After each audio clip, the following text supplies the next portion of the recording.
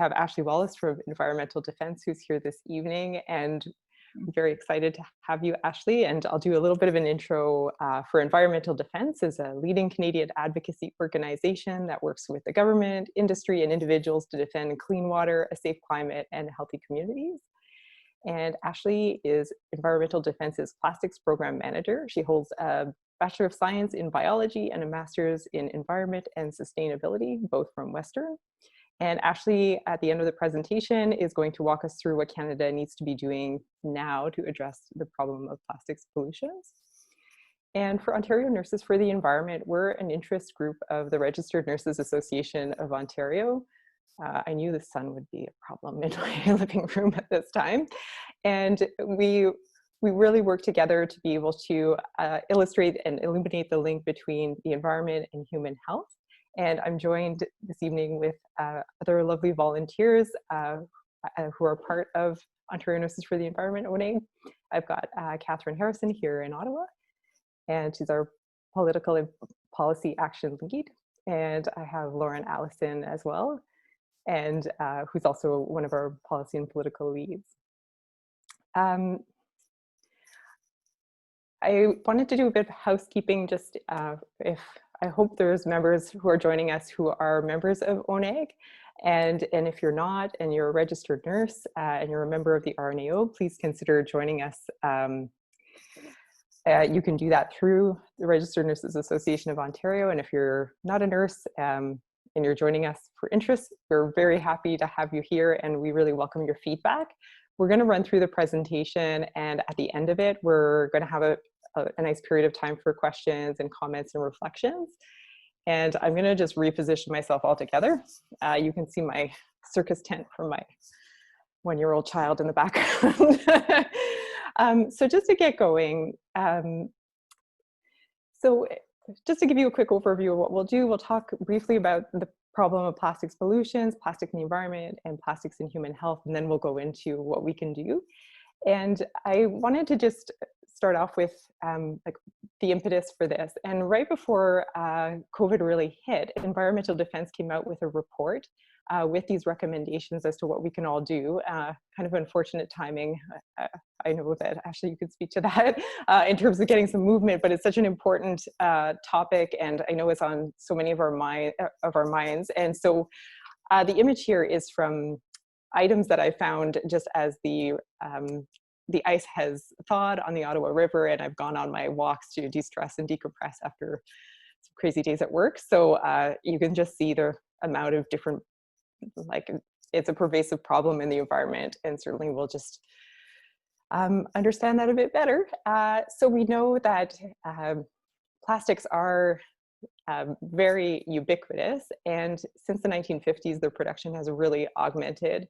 And the thing is, we're talking about a variety of different products when we're thinking about plastics, and it's very useful products as well. And we think about items that can be more lightweight and can reduce the carbon footprint when they're used in different production cycles. So there's benefits when we think about protecting ourselves as nurses, but at the same time, there's this ubiquity of the problem.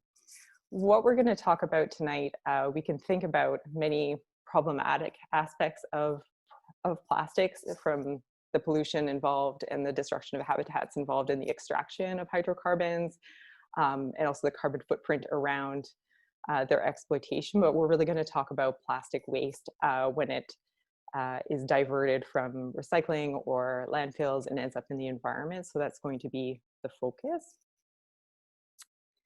And just to give you a little taste of how much plastic production is happening, it's really hard, I think, as human beings to wrap our heads around numbers sometimes. But when we think about annual global production of plastics increasing 200-fold since the 1950s, and in 2015, the world produced more than 380 million tons of plastic. So for context, this is roughly equivalent to the mass of 2/3 of the world's population. So thinking about plastic pollution, certainly we're detecting this in all we would consider environmental compartments, air, soil, and water. And in Canada, it's estimated that 1% of plastic waste enters the environment. so about almost 30,000 tons per year. And so it's kind of challenging to talk about plastics as one thing because it's a number of different products and there's different types, PVC, PE, TE, and I know Lauren and Catherine and I have, we're not environmental, we're very much interested in the environment, but this is a learning curve for us. So there's lots of different plastics, and also there's lots of different chemicals that go into the plastic manufacturing to make desired properties, so making them more soft or more hard, depending on what the industrial or the commercial use would be of that item. So in terms of broadly being able to characterize plastics pollution, it's helpful to think about macroplastics being the larger kind of whole items of plastic, so plastic bags, stirring sticks, things like that, and then thinking about the microplastics and the definition generally being 5 millimeters or less in size. And so these can come from a number of different sources. And I think the next slide can show they can come from macroplastics being broken down, such as items ending up in the water being crushed apart into these microflakes or microbeads that are thankfully being gradually eliminated from beauty products. And then the microfibers that can go into the water from the wash of synthetic fibers. And at the bottom of the slide here, you can see how it's just a nice illustration of how we get those microfibers. And although the waste treatment plants do some work in terms of removing some of those microplastics, it doesn't do it completely. So there is a sizable component of microplastics that end up in the environment from wastewater treatment plants. So in terms of other major sources of plastic pollution, plastic packaging is the biggest one, followed by automotives, textile, and the electronic sectors. And when we think about plastics in the soil, so when we were preparing for this, one of the things that surprised me was the plastic casings that are used for seeds in some agricultural practices. And the other piece is the land application of biosolids. And so what it is essentially is solid waste that is treated and then, or that's kind of skimmed off from sewage and then used as fertilizer on the land. And so in that, if there's plastic in that water or in that sewage, then it can end up on the land as well. And you can see some other sources as well. When we think about the environment, I unfortunately don't think it comes as a surprise to many of you probably watching or tuning in right now in terms of what you've seen on the news in terms of seeing a lot of harm to animal and just the environment through plastics, whether it's entanglement, strangulation, seeing images of whales washing up on shore dead because they've ingested multiple plastic bags. It's really awful to see that. And I know Ashley, you're going to talk about the kind of the political landscape in Canada, like where we're at. And one of the things is in terms of working towards a declaration of plastics being toxic to the environment, and that being the case because it's so damaging, particularly to the environment. And like, I know Catherine, you're going to talk about the aspect in terms of human health, but certainly it's very much demonstrated that plastics are toxic to the environment. And then in terms of harms from microplastics, so we think about the different chemicals that go in. There's the chemicals in the plastics themselves, and then there's the chemicals of the additives that are manufactured into the plastics. And again, when the plastics are in the environment, they may absorb chemicals from the environment, and then these break up into little plastic pieces and then are ingested, and then it enters the food chain. And Catherine's going to go into more of the research on that, and it's very interesting. Before I leave off for my part, I thought just to have some context for Ontario, and as we're preparing for this as well, there's about over 10 years ago, there was a train derailment, and this train was going to a factory, and it had these plastic particles that are called nurdles. And the nurdles are used in the manufacturing of all sorts of different plastic products, but they're kind of really small, 5 millimeter kind of little pancakes. And so there was a train derailment on the shores of Lake Superior. And for years and years afterwards, these plastic particles were showing up on the shores. And it's not a, I think it's just providing this as a bit of a, some of the picture in our province as well of some of the challenges that we have. So I will turn it over to Catherine and I will mute myself. Hello. So I am going to attempt to just briefly discuss plastics and human health. And just bear with me while I attempt to talk about a subject that I'm very interested in. But I think there's just a lot that we don't know yet. But we'll just sort of skim the surface, and then hopefully at the end, maybe we can have a bit of a discussion. And yeah, so we'll just get started. So plastics and human health. So there are many opportunities for humans to be exposed to microplastics through the ingestion of food and water, and then also through the inhalation of indoor and outdoor air. So ingestion, so most microplastics are excreted, but we do know that some animal models have shown that microplastics can actually stay in the gut lumen. And then they can also translocate to other tissues in the body, such as the lungs and the capillaries. And then inhalation, it is also possible for humans to inhale fine microplastic particles. And these have been associated with adverse respiratory illnesses that we'll talk about on the next slide. Now, most of the research that we have on the subject is actually done through animal labs. But we also are going to look at a number of case studies that have been done that look at how inhalation of plastics in large plastic factories, such as like textile factories or fabric factories, can affect our lungs.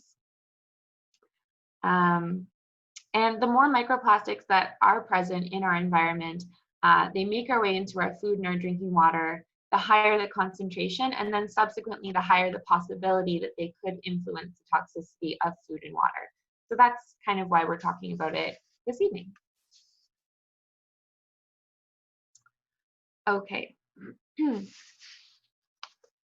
So recent studies have looked at the exposure of microplastics and the association between working with plastics such as synthetic textiles, nylon flock, and polyvinyl chloride, and how those plastics can actually increase our exposure, and then also they can have negative effects on our respiratory system.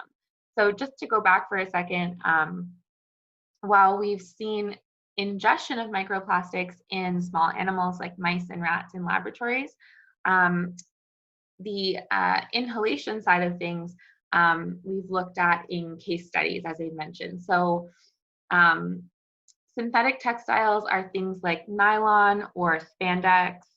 Nylon flock would be something like a small upholstery fabric, like something from a blanket or like a chair or a couch. And then polyvinyl chloride is a plastic that's used in lots of different items such as medical supplies, tubing, piping, and all of these types of plastics are made in usually large plastics factories. And while we don't know the exact correlation between the inhalation of these plastics, we do know that there is an association. And obviously we don't know what the correlation is because we don't have a control group because we're just looking at a case study. But there has been an association between people who work in these factories and an increase in airway lesions, fibrosis, wheezing, dyspnea, emphysema, asthma, and all kinds of really serious respiratory illness. And then it's also possible to ingest microplastics through the food chain. So microplastics can actually be broken down into something much smaller called nanoparticles. So 60 to 80% of marine debris consists of plastics, which include nanoparticles. And nanoparticles are so small that they can actually pass through cell membranes and other biological barriers, for example, the blood-brain barrier, which is where we can get into serious health effects on our ecosystem. And then there's also a possibility of serious health effects for humans. So nanoparticles are very, very small. They can be ingested by small marine life, such as plankton or zooplankton, and then they can slowly move through the food chain. And some research has shown that they can actually move all the way up to the top of the food chain to their top consumers, which are humans. So I got this research here from a 2017 study conducted in Sweden, and actually tracked nanoparticles and watched how they flowed through the food chain. So researchers looked at zooplankton that consumed nanoparticles as part of just regular or just part of ocean debris. The zooplankton consumed nanoparticles, and then carp, like a larger fish, consumed the zooplankton. And what they saw was that carp consumed larger microplastics, and then as well the zooplankton, which had consumed the smaller nanoparticles. And they found that the larger microplastics did not affect the health of the carp, but the nanoparticles were small, and these really small innocuous particles became quite deadly to the carp. So the carp exposed to the zooplankton, which had ingested the nanoparticles, compared to the control group of the carp, they actually swam slower, they explored their environment less, and they lost more weight. So they were very unhealthy after they consumed these zooplankton, which had consumed the nanoparticles of plastic. So the researchers of this study basically concluded that nanoparticles can be transferred through the food chain. And while we don't know the exact hazardous effects they can have on humans, we do know that they have the potential to seriously impact human health. So this is just one example of how tiny plastics can move through the ecosystem, up through the food chain, and potentially reach humans. And then this study is actually just showing a campaign. It was the WWF campaign that was commissioned by WWF, and it was carried out by the University of Newcastle. And the study, maybe you saw it, or there was a video that went around. I put the video in the resources slide at the end if you want to watch it. But they found that on average, humans consumed about 2,000 tiny pieces of plastic every week, which basically together it looked like about the size of a credit card. So that was one study done at the University of Newcastle, just to give you a good idea of what this looks like. Because sometimes when we're talking about microplastics and nanoparticles, it's all very kind of, what does that look like for me? So this is what it looks like. So it can actually lead to approximately 21 grams a month, or 250 grams of plastic in a year. And that's it from me. All right. Thanks, Catherine. So now that we talked a little bit about the health implications, I kind of want to jump into what you can do to help reduce single-use plastics. So before we get there, I just want to touch on two concepts. As we move away from single-use plastics, we want to move more towards what's called a circular economy. So what exactly is that? So circular economy is we try and keep resources in use as long as possible. We get the maximum value out of those resources in use, and then we recover and regenerate materials at the end of each service life. So Ash is going to jump a little bit more in depth to that. But an example of this would be, so for instance, for technology, rather than updating your phone every couple of years, how can we make repairs to those devices and then keep those in the cycle as long as possible? And then at the end of that, recycle those raw materials to be brought back into the cycle. So the linear economy is what a lot of products are following now. So it's the process that we use a product, at the end of its life cycle, it gets disposed into landfills. So the idea is more to move more towards that linear or circular economy and keep reusing those products. So how can we help to achieve this? So there are a few things you can do to support a circular economy. So some things that you guys might potentially already be doing. Some common alternatives include reusable grocery store bags and reusable produce bags for fruits or vegetables, reusable mugs, coffee pods. So rather than those single-use coffee pods, you can get reusable coffee pods, and reusable water bottles, buying products in bulk versus single wrapped products, and reusable food containers. There are also different consumer initiatives that help to reduce plastic waste.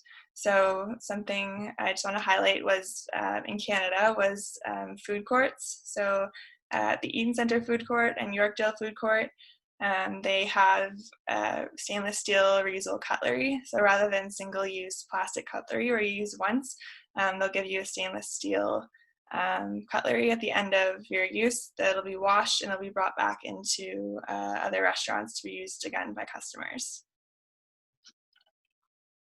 And then on a global level, there are a lot of different initiatives that different countries or cities have taken for plastic reduction. So for plastic bags in 2017, New Zealand Ministry of the Environment worked alongside 2 of the large supermarket chains in New Zealand to phase out single-use plastic bags. Similarly, in Africa, there have been over 25 countries that have implemented a complete ban on the production of plastic bags, with many of those countries implementing their policies between 2014 to 2017. And certain cities, such as Montreal, or states such as California and Hawaii, have also banned lightweight plastic bags. In terms of styrofoam bans, New York City has applied a ban to all stores that offer polystyrene packaging. So there was a 6-month window for retailers to kind of take up this legislation. Similarly, in Vancouver in 2018, they implemented a polystyrene foam cups, takeout containers, and plastic straws as part of their Zero Waste 2040 strategy. And then we see certain countries on a national level, such as Costa Rica, who's phasing out single-use plastics, including plastic bags, bottles, cutlery, straws, styrofoam containers, and coffee stirrers. So there's many different initiatives going on globally. So I kind of just wanted to give you a snapshot of what different countries, cities, or states or provinces are taking. Just get you thinking potentially how could something similar be implemented in your community or within your province or country, or even your workplace. Could you write a letter to a member of parliament or attend a city council meeting and kind of get the ball rolling on different plastic reduction initiatives on a more local scale to you? So with that, we'll just jump over to Ashley.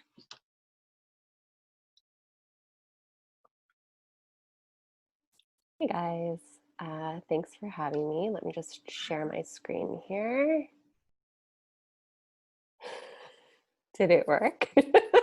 Okay, good. My other panelists are nodding at me.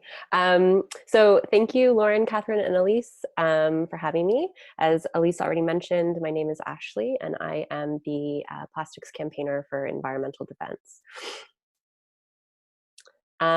So Lauren already introduced us to the circular economy in her presentation, but it's super important and most of us are not very familiar with it. So I'm going to kind of go through it again. This is a diagram of our current economy, or our linear economy. So you can see that we take oil, we use it to make products, and then when we're done with those products, we throw them away. The majority of plastic in Canada ends up in landfill. About 86% goes to landfill, 4% is incinerated, 1% ends up in the environment, and only about 9% gets recycled. It's estimated that Canadians throw out about $7.8 billion worth of plastic every year. So if we compare that to the circular economy, which you can see here, here, instead of disposing of plastic at its end of life or the materials that are made from it, those materials are actually captured and used to make new goods. So not only are we greatly reducing our reliance on virgin oil and petrochemicals, but we are essentially eliminating waste.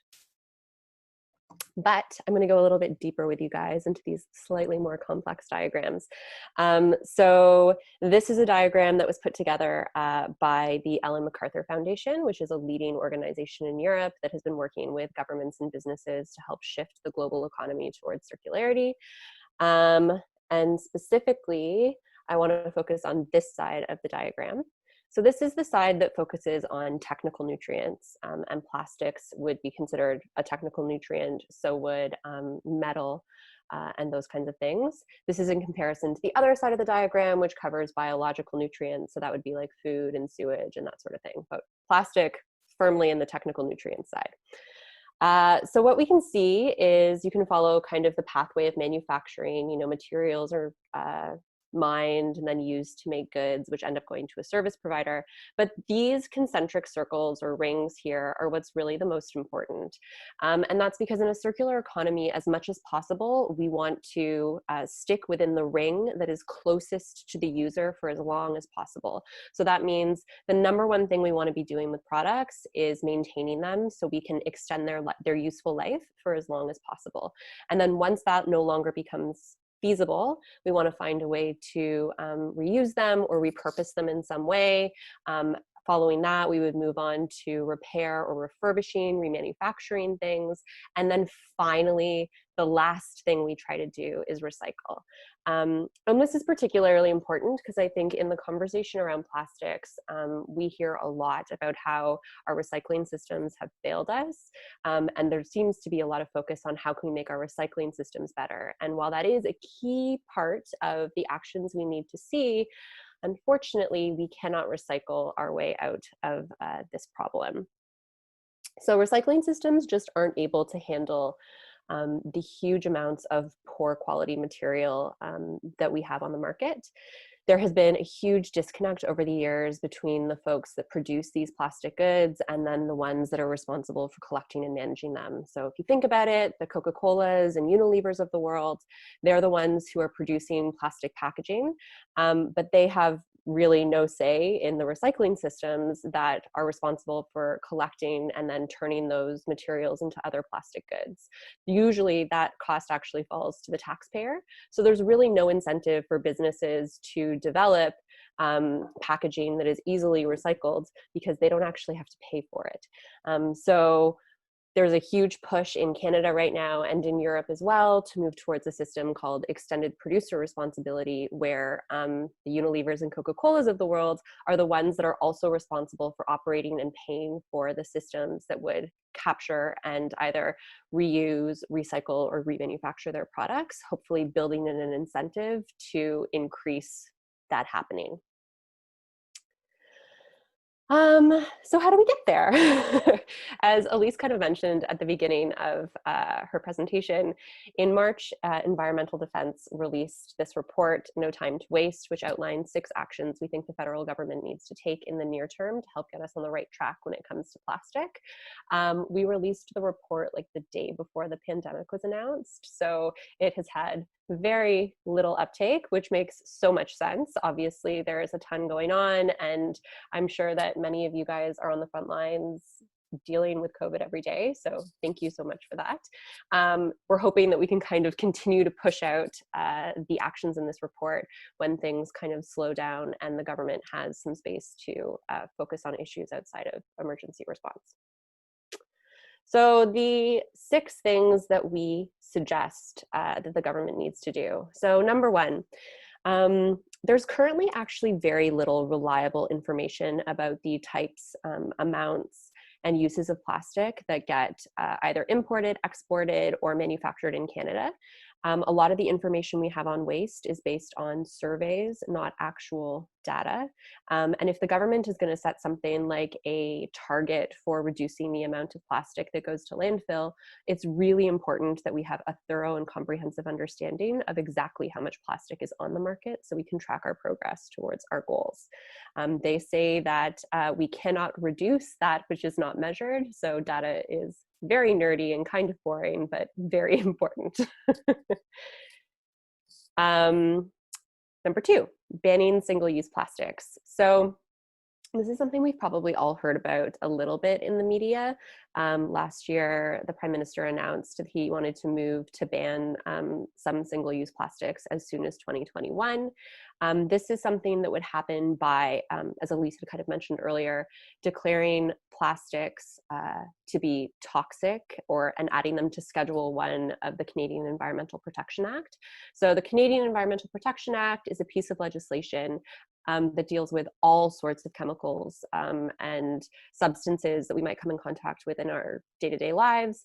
And it lays out what actions need to be taken to make sure that these chemicals or substances or products are being handled in a safe way to reduce potential impacts to human health or the environment. And so the first step to actually getting plastics banned is to get plastics recognized as toxic to the environment. And just before the pandemic, we were under the impression that the Environment and Climate Change Canada was actually about to announce that they were in fact adding plastics to the Canadian Environmental Protection Act, which is super exciting. I believe that announcement has been delayed, but my understanding is we're still on track, and hopefully by the fall, we will hear that plastics are in fact toxic for the environment, and then the government can move ahead with regulations, including banning single-use plastics. And we think that's a great first step. Items like plastic takeout containers, straws, stirrers, there's lots of alternatives for those products and materials. And so it makes sense to ban them, but bans alone are not going to solve our plastic problem. The government can also move to expand and consolidate the use of deposit return programs. So depending on what province you're in, you might already have a deposit return program for single-use beverage containers. In Ontario, where I live, we only have them for alcoholic beverage containers, and we don't have them for like soda or water. But deposit return systems are known to be a highly effective way of increasing recycling rates and also getting high quality material. And that's because a lot of us, our current curbside collection programs for recycling are mixed materials. So you put everything in the same bin, glass, plastic, metal, and that tends to lead to generally lower quality material because things need to be sorted really carefully to be able to actually turn them into new goods. Whereas in deposit systems, you get the kind of material that is used to make bottles consistently and sorted, and then it's much easier to turn that material into new bottles. Deposit systems are also really great for encouraging reuse. So in Germany, they have a deposit system for single-use beverage containers, and some of the plastic ones, they're made from a slightly heavier duty plastic, are actually refilled 20 to 25 times before they're recycled. So if you think about that circular economy model, you're getting a lot more life out of those materials than just kind of one trip through a user or consumer before usually those bottles actually, like our regular bottles in Ontario, get downcycled into things like carpeting or fabric, and then usually that just gets landfilled. So there's like a lot of movement in a positive direction that we can see if we expanded our use of deposit systems. Number 4, so the federal government could move to support a shift towards reuse systems. So I think a lot of us, when we think about reuse, we think about bring your own container programs. You bring your own mug to a coffee shop, you bring your own bag to a grocery store. But there are other systems that exist, and they just need to have broader adoption. So for example, in the corner here, you can see the Latasse mug. Latasse is a Quebec initiative. A number of cafes have adopted it, and basically you go, and if you want to get your coffee to go, you pay an extra $5 for the Latasse cup. You go, you enjoy your coffee, and then when you are done, you can either return your cup to that same cafe or another participating cafe to get your $5 back, or you can trade it in for another coffee in a new mug. So basically, instead of you having to bring your own reusable mug, there is a system in place to allow you to do that. And at the bottom here, there's like a reusable container of wipes and a reusable toothbrush kind of thing. This is a system that's being piloted right now in Europe and the US. It's called Loop.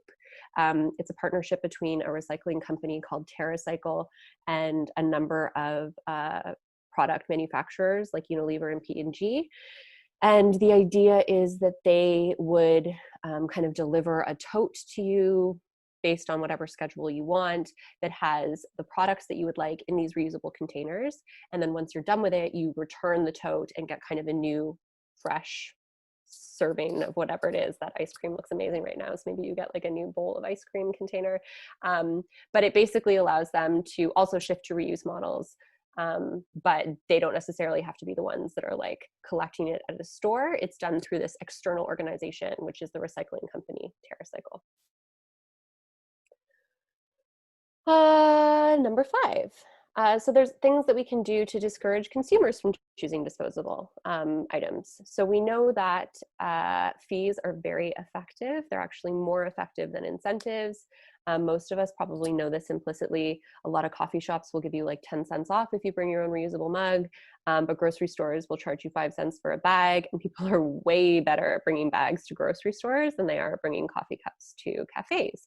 Loblaw actually tested out the idea before they instituted their 5-cent plastic bag fee, and they found that while offering a discount to folks that brought their own bags did essentially nothing, charging that 5 cents reduced plastic bag consumption by 55%. So broader adoption of policies like that would reduce consumers from choosing disposables. And finally, the federal government needs to set recycled content targets. And this is huge. Basically, what happens right now is you put your stuff in a recycling bin, it goes to a recycling factory, it gets mechanically recycled, so it gets sorted, it gets shredded, it gets turned into new material, hopefully, assuming this is high value plastic. And then sometimes nothing happens after that. So you have this material that hypothetically could become something else, but nobody is buying it. And the reason for that is, especially now with how incredibly low oil prices are, but even how low they've been over the last like 20 years, it's usually cheaper for manufacturers to get virgin plastic than it is for them to get recycled content. And so the only way to actually enable an economy where you have recycled material becoming new products is to kind of, well, it's to mandate businesses to include a minimum amount of recycled content in their products. And we've heard over the last couple of years, as the plastic issue has gotten bigger, companies like Coca-Cola and Nestle and Unilever, keep talking about the same ones, making commitments, voluntary commitments to the amount of recycled material that they want to have in their packaging.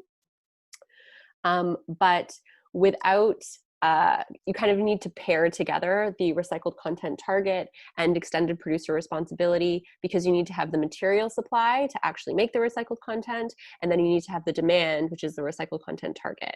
And right now, like maybe 10 years ago, Coca-Cola made a recycled content target, and it was actually impossible for them to meet that target because they couldn't get their hands on enough material, and when they could, the material was too expensive. So we really need to make sure that these policies are in place, so it isn't just voluntary, it's mandatory. It evens the playing field for all of the producers that are currently using these kinds of materials, and it helps drive us towards circularity.